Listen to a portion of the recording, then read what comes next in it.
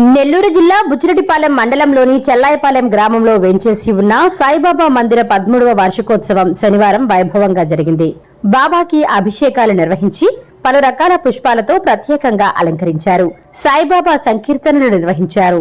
అర్చకులు వేద మంత్రాలతో ప్రత్యేక పూజా కార్యక్రమాలు చేశారు. ఈ వేడుకల్లో భాగంగా భక్తులు పెద్ద ఎత్తున దర్శించుకుని తీర్థ ప్రసాదాలు స్వీకరించారు. ఈ సందర్భంగా మందిర వ్యవస్థాపక కుటుంబ సభ్యులు పివి నారాయణరావు మాట్లాడుతూ, చిన్న గ్రామంలో ఇటువంటి అద్భుతమైన సాయిబాబా మందిరం తన తండ్రి భాస్కర్రావు స్థాపించడం ఆయన కుమారుడిగా తానెంతో గర్వపడుతున్నానని చెప్పారు. రాష్ట్ర ప్రజలపై స్వామివారి చల్లని చూపు ఉండాలని, ప్రజలు సుఖ సంతోషాలతో ఆయురారోగ్యాలతో ఉండాలని ఆకాంక్షించారు. మధ్యాహ్నం భక్తులకు అన్నదాన కార్యక్రమం నిర్వహించామని తెలిపారు. సాయంత్రం పల్లకి సేవ ఘనంగా నిర్వహించబోతున్నామన్నారు.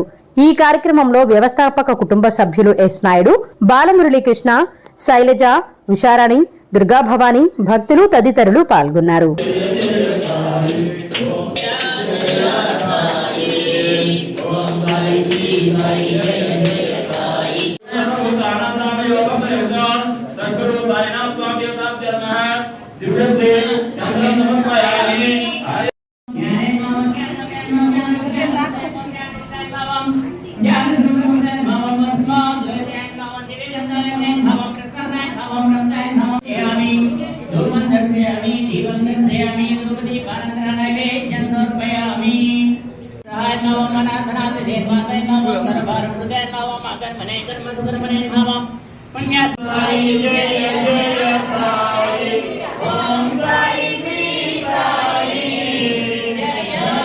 सद्गुरु साईनाथ स्वामी नमः अष्टोत्तर पूजां च करिष्ये।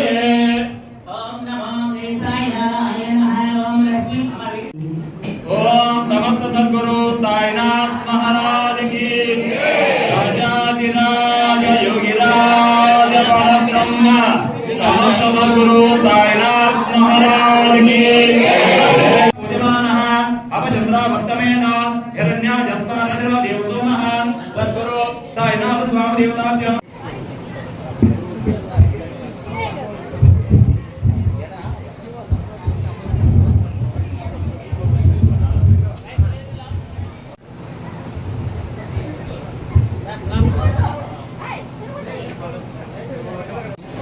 చల్లాయిపాలెం గ్రామంలో సాయిబాబా మందిరమును 13 సంవత్సరాల క్రితం కీర్తిశేషులు పంచెట్టి భాస్కర్రావు గారు వ్యవస్థాపక ధర్మకర్తగా ఉండి నిర్మించి దాన్ని ఇన్ని సంవత్సరాలు జాగ్రత్తలు చేసుకుంటూ వార్షికోత్సవం చేస్తూ ఇప్పుడు 13వ సంవత్సరం ఆయన లేనితో 13వ సంవత్సరం జరుగుతుంది. ఇప్పుడు దాని అందు ఉదయం నుంచి కాగడహారతి నుంచి